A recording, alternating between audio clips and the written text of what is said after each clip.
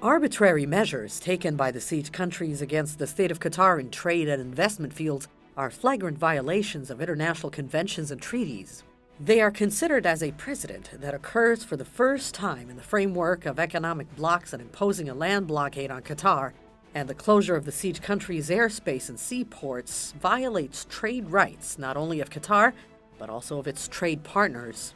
Those arbitrary measures have pushed Qatar to lodge a formal complaint against the siege countries to the WTO dispute settlement body due to their violations of the international organization's basic rules and conventions, especially those related to trade in goods and services, as well as trade-related aspects of intellectual property. Qatar has lodged the complaint by its office at the organization in Geneva and in accordance with the 4th article of the Understanding on WTO Dispute Settlement,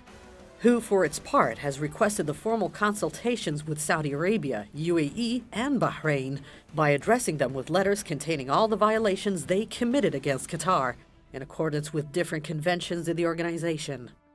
More than 36 agreements in the organization talk about the free and easy flow of goods among the WTO members, who represent more than 90% of world trade. According to Bloomberg, the losses of the blockade country's economy are grave. The list of potential losers include Dubai-based company Drake & Skull International, which has projects in Qatar worth $136 million.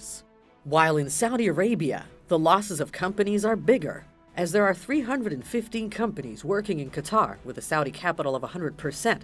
and the number of joint Qatari-Saudi companies is 303, with a capital worth 1.2 billion Qatari riyals.